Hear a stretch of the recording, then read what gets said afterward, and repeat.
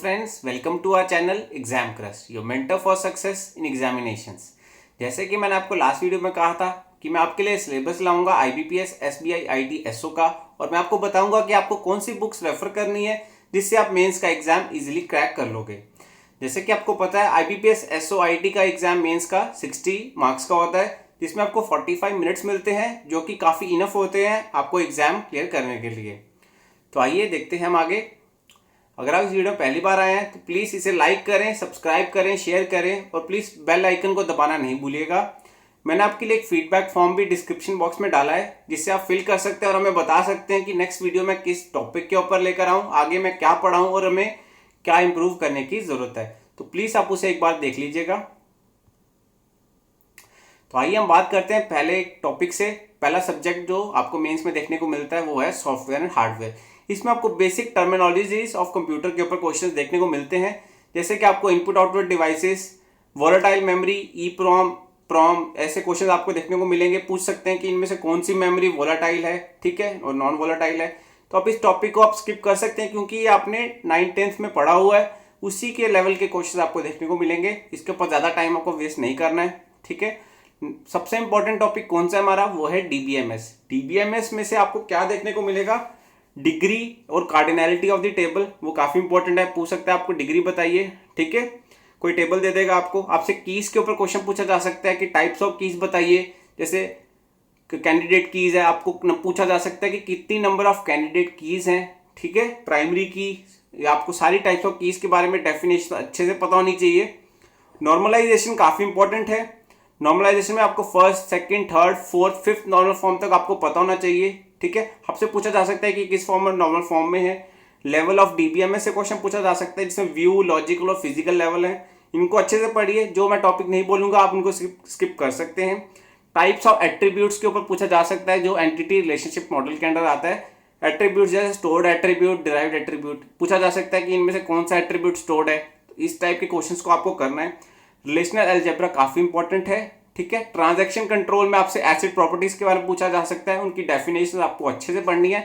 Acid properties में तो आपको फुल फॉर्म पूछी जा सकती है कि ए का मतलब क्या है, सी का एब्रिविएशन क्या है, ठीक है। एसक्यूएल काफी इंपॉर्टेंट है, क्योंकि इस एसक्यूएल से आपको काफी क्वेश्चन देखने को मिलेंगे, जैसे जॉइंट्स के ऊपर। जॉइंट्स काफी इंपॉर्टेंट है। सिलेक्शन ऑपरेटर, काफी ऑपरेटर्स हैं वहां पे, आपको हर एक ऑपरेटर के बारे में अच्छे से पता होना चाहिए। अगर आप ये टॉपिक अच्छे से कर लेते हैं, ये चैप्टर, तो आपके 10 से 12 नंबर आपके आराम से आ जाएंगे, क्योंकि ये 12 से 13 नंबर का आता है डीबीएमएस में से ही, ठीक है। Data warehouse and data mining को आप स्किप कर सकते हैं, क्योंकि इसमें कुछ इंपॉर्टेंट नहीं है, ठीक है। हार्डली 1 नंबर का क्वेश्चन आता है इसमें से, तो आप इसे स्किप भी कर सकते हैं। ऑपरेटिंग सिस्टम दूसरा सबसे इंपॉर्टेंट है, इससे भी आपको 10 से 12 क्वेश्चन देखने को मिलेंगे। सीपीयू शेड्यूलिंग काफी इंपॉर्टेंट है। डेडलॉक, सीमाफोर्स आपको करना है। मेमोरी मैनेजमेंट में पेजिंग, ट्रांसलेशन लूप के साइड बफर, सेगमेंटेशन काफी इंपॉर्टेंट है। पेज रिप्लेसमेंट एल्गोरिथम्स काफी इंपॉर्टेंट है, जिसमें आपसे बेलाडीज एनॉमली पूछा जा सकता है, ठीक है, कि वो किसके अंदर आती है, वो आपको देखना है। ये जो टॉपिक मैंने आप बोले आपको इनको अच्छे से करना है, ठीक है। डेडलॉक में से क्वेश्चन बन सकता है। तो आइए नेक्स्ट देखते हैं हम। नेक्स्ट है हमारा नेटवर्किंग। नेटवर्किंग काफी इंपॉर्टेंट है, इससे भी आपको 12 से 13, अगर आप 3 से 4 चैप्टर जैसे नेटवर्किंग, ऑपरेटिंग सिस्टम, डीबीएमएस और सॉफ्टवेयर इंजीनियरिंग, ये 4 चैप्टर अच्छे से करके जाते हैं, तो आपके 45 नंबर इन 4 सब्जेक्ट से ही आ जाएंगे।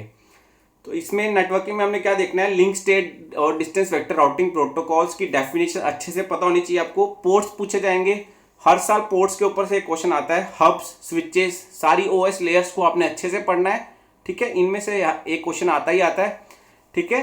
पोर्ट्स में से तो आपको मिलेगा ही मिलेगा, और 10 से 12 क्वेश्चन आपको बाकी टॉपिक से मिल सकते हैं सीएन के।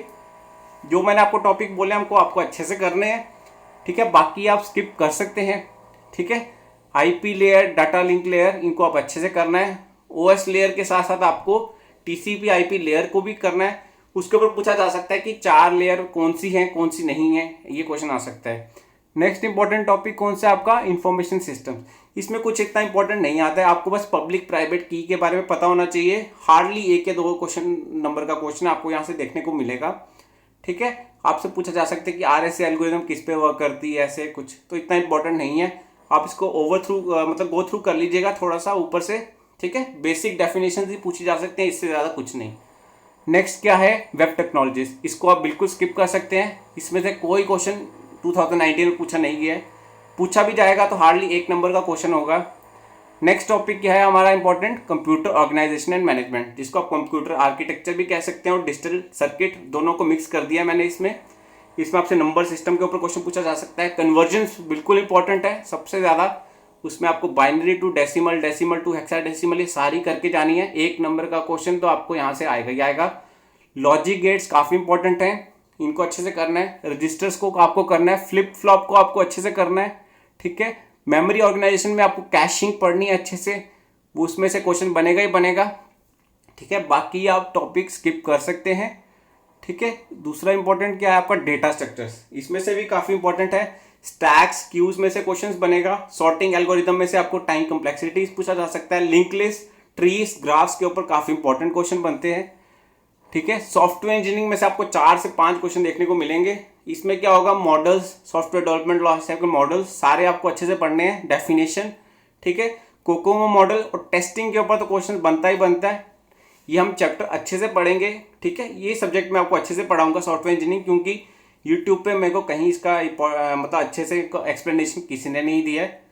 तो आइए नेक्स्ट देखते हैं हम क्या, लास्ट जो आपका टॉपिक होता है वो कौन सा है आपका, प्रोग्रामिंग लैंग्वेजेस, ठीक है। इसमें आपको बस ऊप्स के कंसेप्ट और सी प्रोग्रामिंग के बारे में थोड़ा बहुत पता होना चाहिए।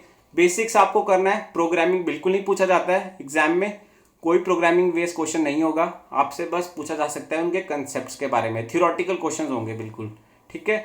तो अब बताता हूँ मैं आपको बुक्स कौन सी रेफर करनी है आपको, ठीक है। बुक्स आपको रेफर करनी है, ये बेस्ट बुक है, एस IT ऑफिसर अड्डा की बुक है, या बाय कर लीजिए। और मैं जो आपके पास साथ जो कोर्स लेकर आऊँगा वीडियो, उनको आप देखेंगे इस बुक के साथ, दोनों को आप कंबाइन करेंगे, 100% गारंटी देता हूँ कि आपका एग्जाम क्लियर हो जाएगा, ठीक है। तो बने रहिए मेरे साथ वीडियो के, ठीक है। तो मिलते हैं नेक्स्ट वीडियो में कुछ और नए टॉपिक्स के साथ, वो फीडबैक फॉर्म जरूर भरिएगा। Okay friends, thank you.